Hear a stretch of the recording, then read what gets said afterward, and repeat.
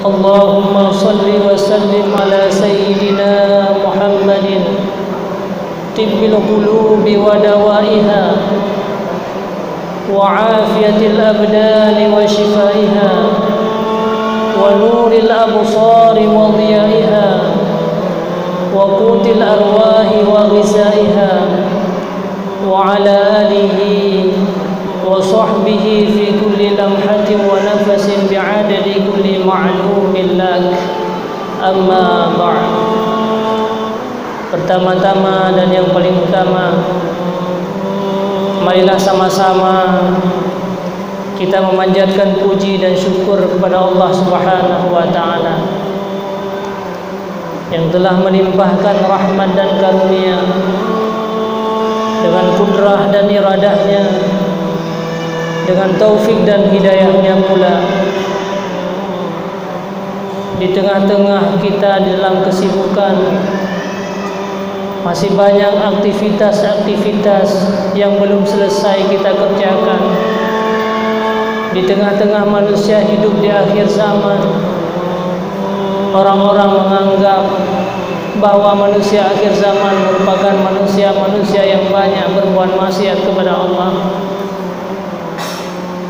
Ternyata pada tempat yang mulia ini ada sekelompok umat manusia, umat Nabi Muhammad.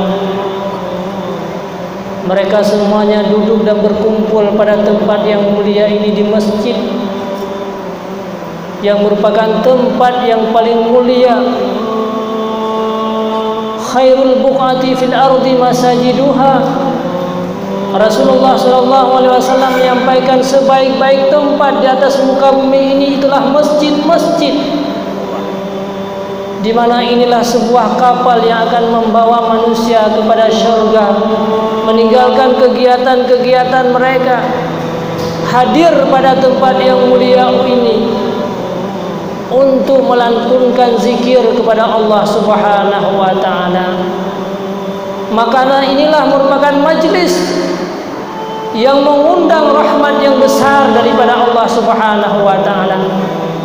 Majlis inilah yang bisa menghilangkan segala bencana dan malapetaka yang mungkin setiap orang berdoa agar mereka terhindar daripada musibah-musibah. Maka inilah majlis-majlis yang bisa menenteramkan hati-hati manusia yang gersang. Maka majlis inilah yang bisa membuat ketentraman dan ketenangan bagi kita semuanya. Senantiasa kita berdoa di hadapan Allah Subhanahu wa taala. Sebegitu banyak waktu yang Allah berikan kesempatan kepada kita agar terus menerus setiap waktu dan setiap saat bisa Allah limpahkan dalam hati-hati kita semuanya, agar kita bisa menyisihkan sedikit waktu hanya sesanya kita untuk melantunkan zikir-zikir Allah Subhanahu wa taala. Amin ya rabbal. Selawat dan salam sama-sama kita hantarkan kepada ruh Rasulullah sallallahu alaihi wasallam. Beliaulah seorang manusia yang paling agung di sisi Allah Subhanahu wa taala, yang begitu cinta dan kasih sayang kepada umatnya. Penderitaan beliau semuanya adalah untuk kesenangan bagi kita. Kebahagiaan yang kita dapatkan hari ini, saudaraku, kesenangan dan kebahagiaan, kemewahan yang kita dapatkan hari ini, semuanya atas penderitaan yang pernah menimpa Nabi kita Nabi Muhammad sallallahu alaihi wasallam. Bukan sekedar di dunia, sampai di hari akhirat nanti. Di tengah-tengah malam, di malam-malam yang berkah, pada suatu malam sedang-sedang beliau tidur dengan istrinya Siti Aisyah. Lantas tiba-tiba beliau terbangun, hadir di sebuah perkuburan Baqi. Keluarga-keluarga beliau mencari Rasulullah sallallahu alaihi wasallam kemana-mana. Mereka merasa khawatir kemana Rasulullah sallallahu alaihi wasallam. Ternyata beliau didapati oleh seluruh keluarganya sedang mengalirkan air mata di sebuah perkuburan baqi. Fatimah yang merupakan putri daripada beliau, yang sangat dicintai Nabi kita, yang sangat dicintai oleh para seluruh umat manusia. Beliau bertanya dikala beliau melihat air mata Rasulullah sallallahu alaihi wasallam sedang membasahi tanah, apa yang sedang terjadi kepada engkau wahai ayahku? Adakah siksaan kezaliman yang lebih besar selama ini? Kenapa air mata engkau ya Rasulullah sedang hari ini, malam ini telah mengalir dan membasahi seluruh tanah-tanah? Apakah ada wahyu yang sedang diturunkan? Ada hal yang telah menimpa terhadap engkau ya Rasulullah? Beliau menjawab, wahai putriku Fatimah, malam ini merupakan malam berkah. Malam ini malam keampunan dosa. Maka aku menangis dan meminta ampun kepada Allah Subhanahu wa taala agar seluruh umatku nanti yang berdosa, lebih-lebih umat di akhir zaman yang mereka merupakan manusia-manusia yang banyak melawan ajaran-ajaran agama Allah, agar mereka diampuni oleh Allah Subhanahu wa taala. Wahai Fatimah dan Aisyah, bersujudlah engkau di hadapan Allah dan mintalah ampun kepada Allah terhadap para wanita-wanita nanti di akhir zaman yang mereka banyak berdosa di hadapan Allah Subhanahu wa taala. Sujudlah kamu dan mintalah kepada Allah. Sujudlah Aisyah dengan putrinya Fatimah. Wahai Ali, apakah engkau ingin aku meridai engkau? Aku senang terhadap engkau, maka bersujudlah engkau dan mintalah ampun kepada seluruh para laki-laki manusia yang akan hidup di akhir zaman dan semuanya yang mereka berdosa kepada Allah. Seluruh keluarga Rasulullah sallallahu alaihi wasallam, beliau bersujud di hadapan Allah dan mengalirkan air mata untuk kebahagiaan daripada kita semuanya, yang laki-laki maupun yang perempuan. Mereka bersujud bukan karena dosa yang pernah mereka lakukan. Mereka mengalirkan air mata bukan ada satu kesalahan di hadapan Allah, akan tetapi mereka bersujud semuanya keluarga Rasulullah, menimpa berbagai macam persoalan hidup mereka semata-mata untuk kebahagiaan bagi kita. Makanya Jibril pernah berpesan kepada Rasulullah, ya Rasulullah, fawailun liman dzukirtu indak. Wahai Rasulullah, fawailun liman dzukirtu indak, maka celakalah bagi manusia yang disebutkan nama engkau ya Rasulullah, walam yusalli alaika, akan tetapi mereka tidak mau berselawat kepada engkau. Na'udzubillah summa na'udzubillah. Allahumma salli wa sallim alaihi wa ala alihi. Mudah-mudahan kita dipertemukan oleh Allah Subhanahu wa taala dengan Nabi kita Nabi Muhammad sallallahu alaihi wasallam. Inilah harapan dan keinginan daripada seluruh umat manusia, karena beliaulah yang telah berkorban dalam hidupnya hanya semata-mata untuk kebahagiaan bagi kita.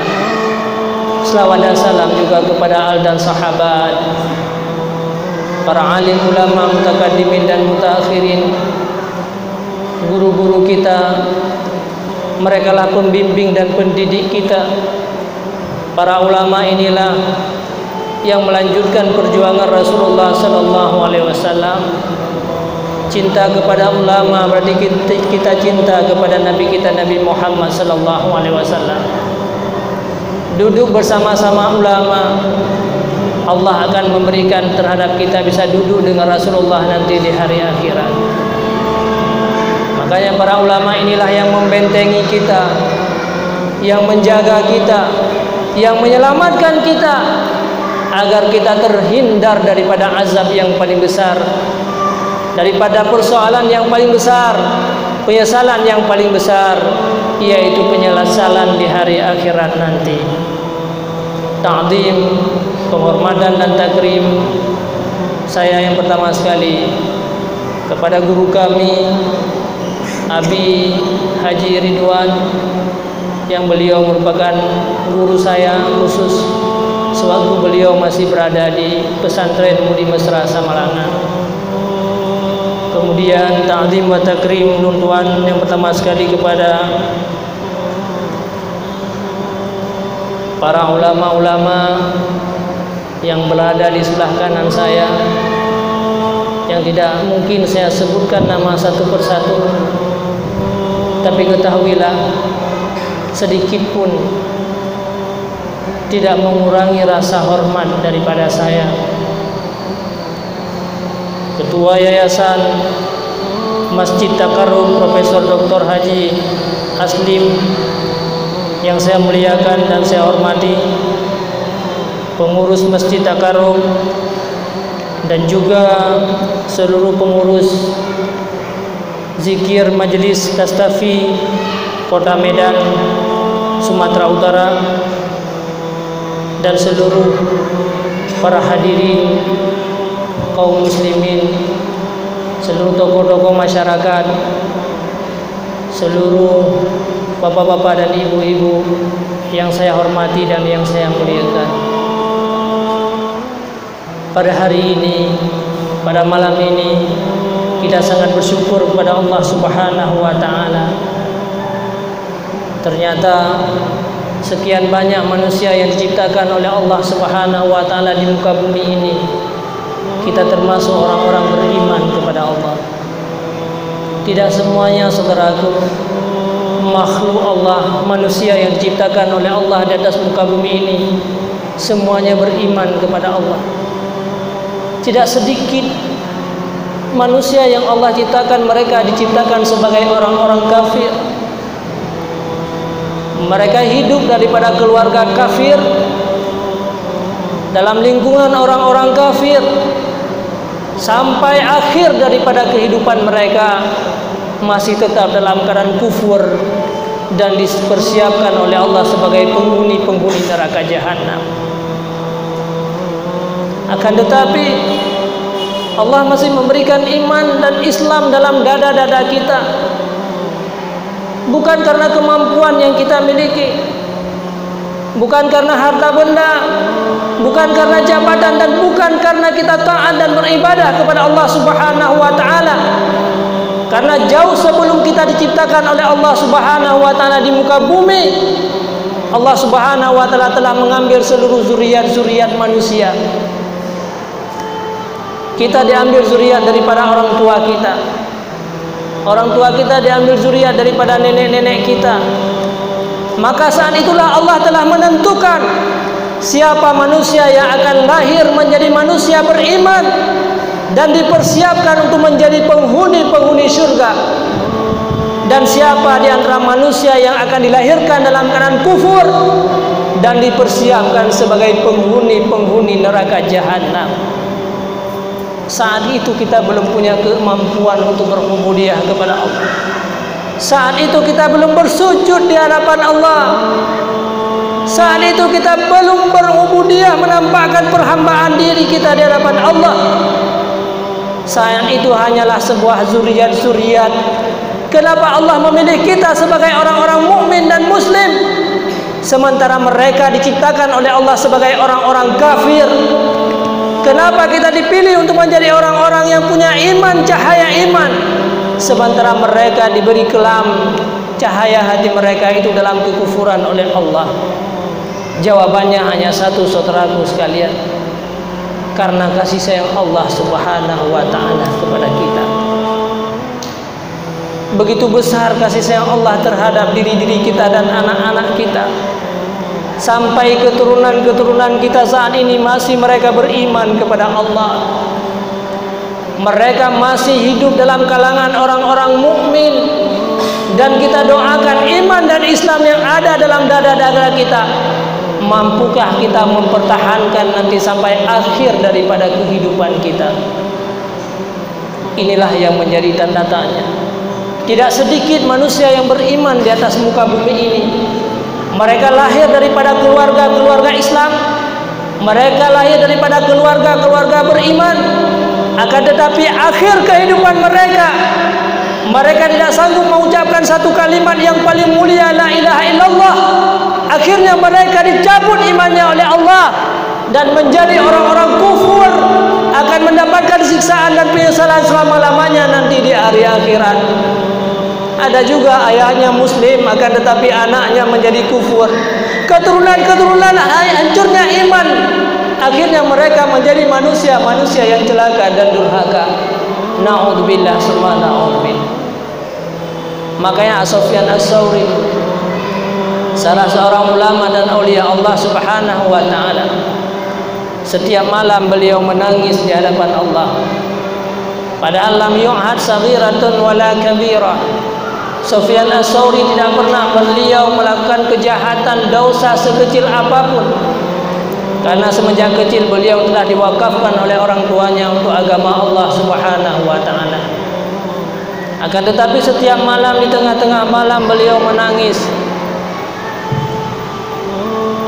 Akhirnya sahabat beliau bertanya, "Ya Sufyan Ats-Tsauri, kami melihat engkau setiap malam, setiap waktu engkau mengalirkan air mata. Di tengah-tengah malam engkau bangun dari tidurmu,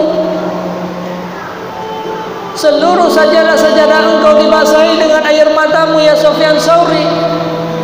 Dosa apa yang pernah engkau lakukan? Padahal kami tidak pernah melihat engkau melakukan satu kejahatan pun sekecil apapun." Beliau menjawab, "Wahai sahabatku, wahai murid-muridku dan saudaraku, ketahuilah, iman yang ada dalam dadaku inilah yang aku takutkan. Aku tidak tahu bagaimana nasibku nanti di akhir kehidupan aku, jikalau aku tinggalkan dunia ini, jikalau hadirnya malaikat maut menjemput nyawaku. Seluruh pemikiranku hilang sepertiga. Seluruh manusia merasa tercengang dan merasakan kepedihan. Jangankan kita manusia biasa, semua mereka dalam keadaan menggigil dikala nyawanya tercabut. Maka saat itulah mampukah aku mempertahankan iman dan Islam? Mampukah aku mempertahankan agama? Mampukah aku mempertahankan amanah besar iman yang Allah titipkan di dalam dada aku? Maka hanya karena inilah aku menangis di hadapan Allah Subhanahu wa taala. Bayangkan kita saudaraku sekalian yang seiman dan yang seagama, bukan sekedar dosa kecil yang kita lakukan di atas muka bumi ini. Banyak harta-harta yang haram yang sudah masuk dalam tubuh-tubuh kita. Hari demi hari kita berusaha dengan harta-harta yang haram kita beri makan terhadap anak dan keturunan-keturunan kita. Banyak ibadat-ibadat yang kita sia-siakan dalam hidup ini. Kita orang-orang beriman masih banyak agama-agama ajaran Rasulullah SAW yang kita tinggalkan. Apa yang akan terjadi terhadap kita nanti di akhir kehidupan kita? Karena kita semuanya menyadari bahwa suatu saat kita akan meninggalkan dunia ini, cepat ataupun lambat. Semua kita sudah punya sebuah ketentuan yang diberikan oleh Allah Subhanahu wa taala. Kita semua menyadari satu saat kita akan meninggalkan dunia ini, tanpa terkecuali. Cuma tergantung, karena kehidupan di dunia ini ibarat sebuah lampu.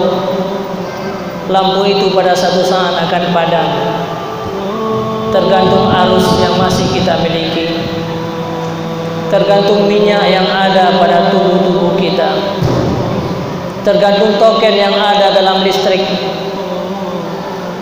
Ada sebagian orang yang minyaknya hanya tinggal satu botol kaca kecil, yang mungkin beberapa saat mereka akan meninggalkan dunia ini. Ada sebagian manusia yang minyaknya hampir habis dan dia akan meninggalkan dunia ini. Maka manusia yang sukses dan manusia yang bahagia manusia yang dia kembali kepada Allah Subhanahu wa taala dalam keadaan Allah senang dan Allah ridha, mereka merupakan penghuni surga. Allah berfirman di dalam ayat Al-Qur'an, "Wa man zuhziha 'anil nar wa man zuhziha 'anil nar wa udkhilal jannah faqad faz." Manusia yang sukses adalah manusia yang dilepaskan daripada azab api neraka jahanam dan dimasukkan di dalam surga. Itulah merupakan orang-orang yang sukses. Kesuksesan dan kebahagiaan kita hanyalah mendapatkan surga.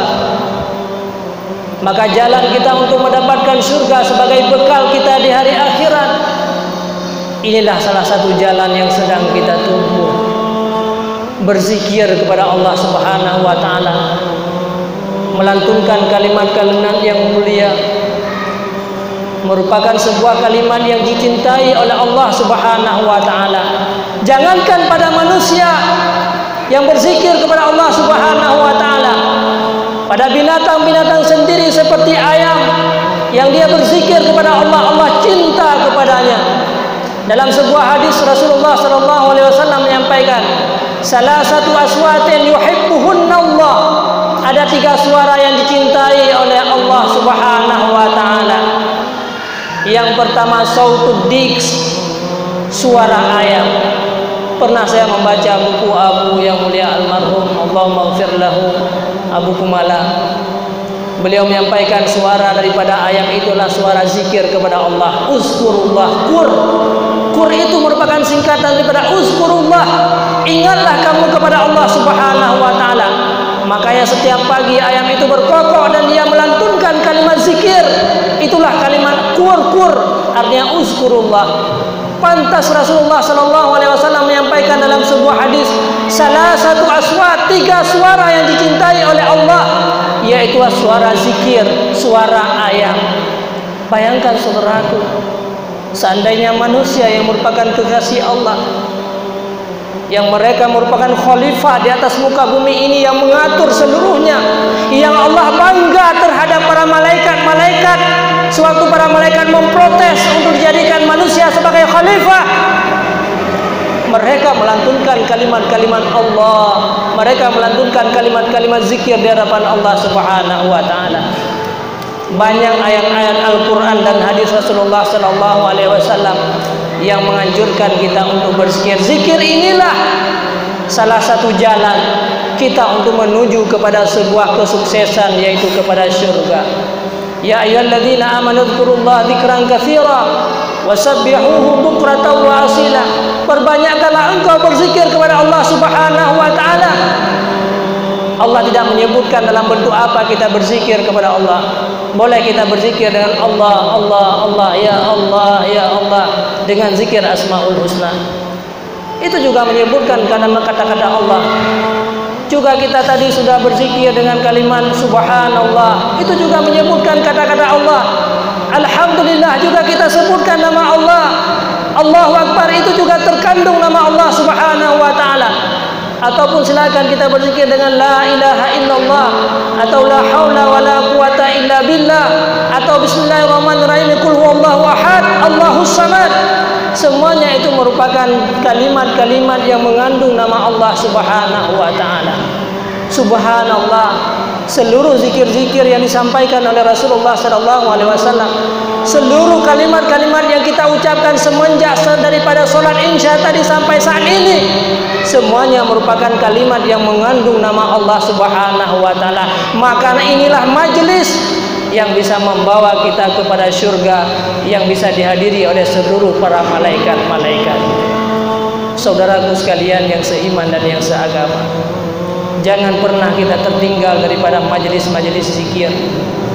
Jangan pernah kita mengabaikan majelis-majelis yang disebutkan nama Allah Subhanahu wa taala. Karena dalam sebuah hadis Rasulullah sallallahu alaihi wasallam menyampaikan, setiap malam Allah Subhanahu wa taala mengutus seorang malaikat yang namanya malaikat Rayyahin.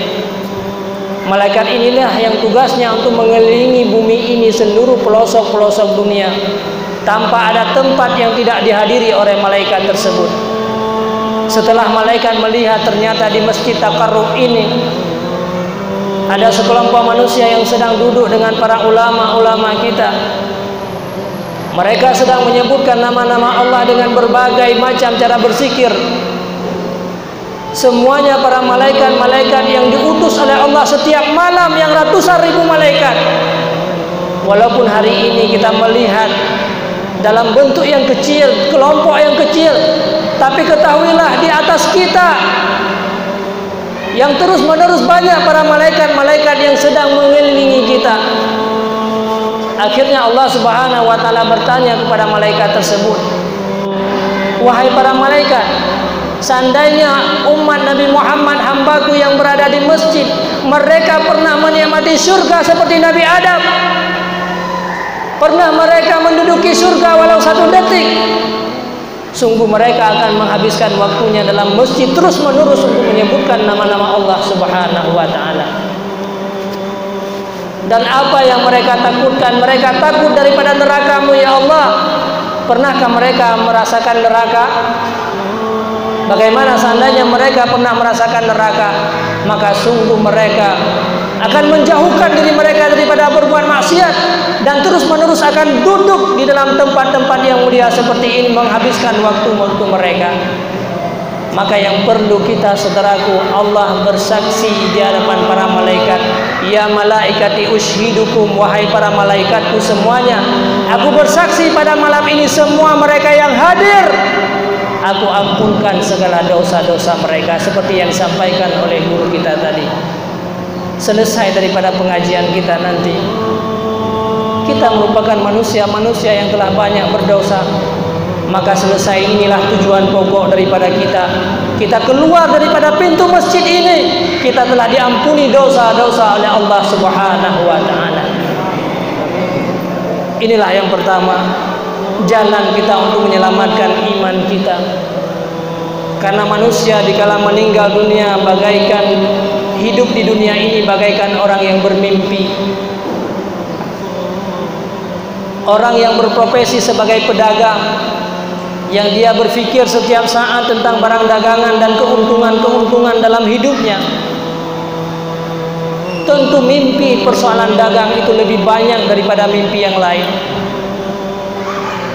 Orang yang berprofesi sebagai pegawai, yang dia terus-menerus memikirkan tentang gaji, tentang berbagai macam persoalan-persoalan di kantor, tentu mimpi di persoalan kantor itu jauh lebih banyak.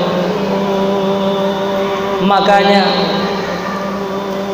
kita di akhir-akhir kehidupan nanti, kalimat apa yang banyak kita ucapkan di dunia ini? Di mana majelis yang kita sering menghadirinya? Maka itulah yang akan terjadi setelah kita meninggalkan dunia. Kalimat itulah yang akan terucap di akhir daripada kehidupan kita. Makanya Rasulullah SAW menyampaikan, "Man kana akhira kalami la ilaha illallah dakhalal jannah." Orang yang sanggup mengucapkan kalimat Allah, kalimat la ilaha illallah, itulah merupakan orang-orang yang sukses, orang yang akan diberikan hadiah besar, yaitu hadiah syurga daripada Allah Subhanahu wa taala. Saudaraku sekalian, ada sebuah cerita disampaikan oleh Imam Al-Ghazali dalam kitab Ihya Ulumuddin. Ada seorang pedagang biasa, yang hari-hari dia terus-menerus menghitung hartanya. Dia tidak pernah menyebutkan kalimat Allah di lidahnya, tidak pernah menghadiri majelis-majelis zikir dan majelis ilmu, tidak pernah duduk dengan para ulama-ulama. Dia habiskan seluruh waktunya untuk dagang mereka. Di akhir kehidupan datanglah para ulama mentalkinkan kalimat la ilaha illallah. Akan tetapi yang terucap pada saat itu bukanlah la ilaha illallah, tetapi yang terucap adalah kalimat 1, 2, 3, 3, 2, 4. Diceritakan berkali-kali para ulama itu mentalkinkan kalimat tersebut. Dia padahal orang beriman, lahir daripada keluarga yang Islam. Dia merupakan keluarga-keluarga turun-temurun Islam. Akan tetapi dia lalai dengan kehidupan mereka di dunia ini, tidak pernah berzikir kepada Allah. Kalimat yang terucap akhir kehidupannya adalah kalimat 1, 2, 3 sampai dia mati meninggalkan dunia ini. Diceritakan termasuk orang-orang kufur. Naudzubillah summa naudzubillah. Inilah yang kita harapkan di dunia ini. Iman yang Allah titipkan dalam dada kita, mampukah kita mempertahankan? Dengan apa kita pertahankan itu? Dengan kita sering-sering menyebut nama Allah, dengan sering-sering kita berzikir kepada Allah Subhanahu wa taala. Maka inilah salah satu jalan kita untuk menuju kepada kesuksesan dan kebahagiaan. Kemudian yang kedua,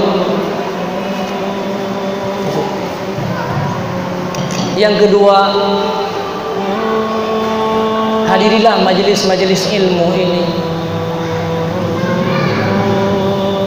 Kita merupakan manusia-manusia yang akan meninggalkan dunia ini. Siapa yang melanjutkan kehidupan kita? Itulah anak-anak kita. Sungguh rugi kita saudaraku sekalian. Kita yang sudah punya harta-harta ini tidak akan bisa membawa sebuah kesuksesan bagi kita. Karun itu jauh lebih banyak harta ketimbang dengan kita. Tidak ada manusia di atas muka bumi ini sekaya Karun.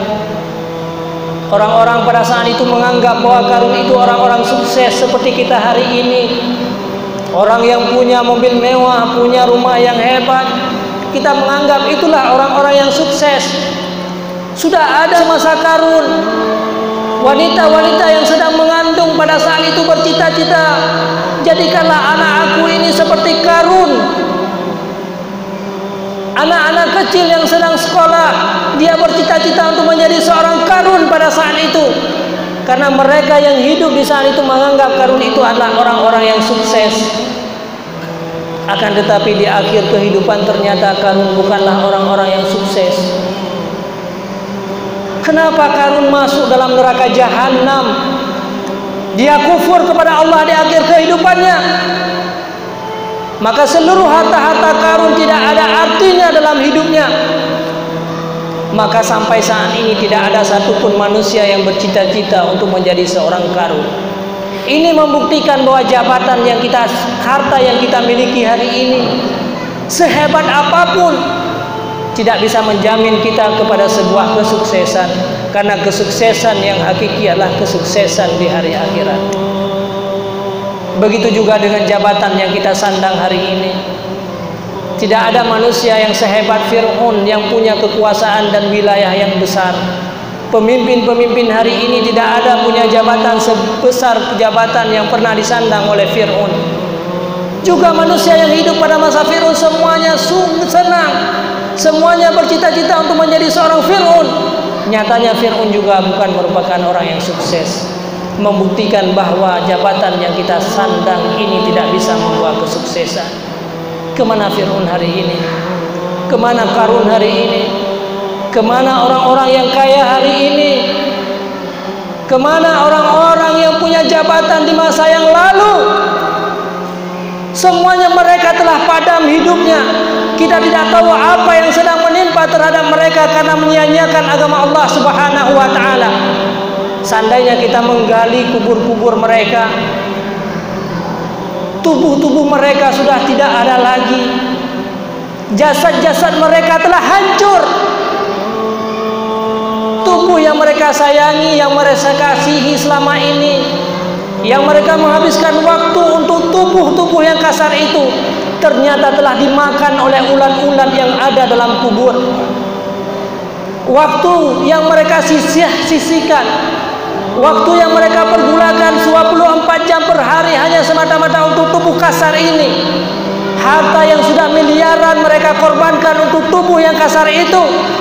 Semuanya mereka sudah tidak arti. Apa yang masih kekal bagi mereka itulah rohaniyah mereka.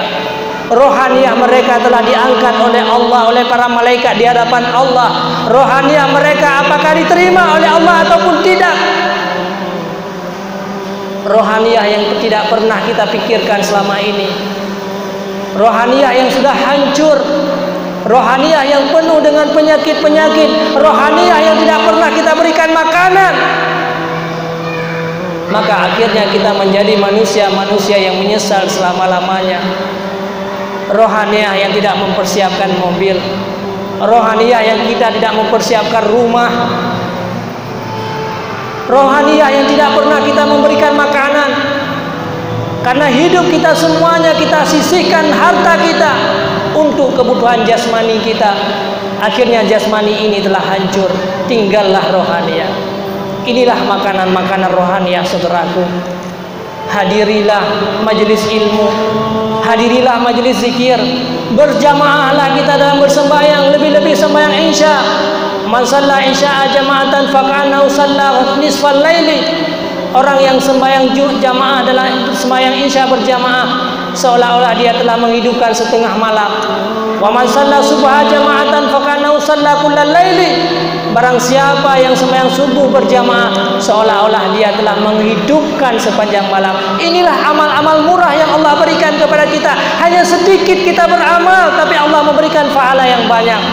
Majelis ilmu berjamaah, satu kali kita berjamaah satu rakaat, Allah memberikan pahala 27. Bayangkan kalau hari ini ada beras raskin, ada orang-orang yang diberikan pasar murah, kita memberikan 1 kilo diberikan 27 kilo, kita beli satu beras, sekilo beras diberikan 27 kilo, maka semuanya orang akan hadir. Tapi jamaah yang satu rakaat Allah berikan 27, yang merupakan makanan rohaniah kita.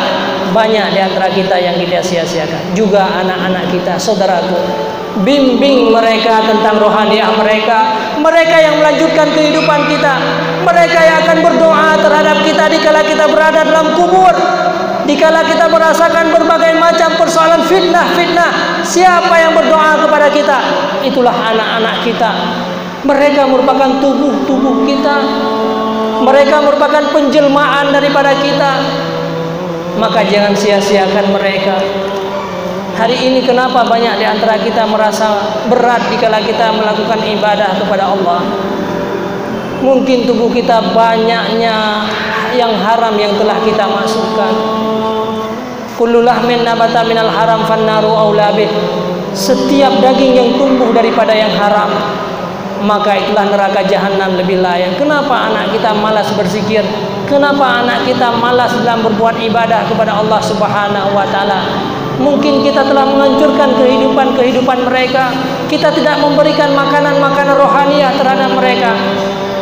Kalau makanan jasmani setiap saat kita menawarkan, sudah kamu makan wahai anakku.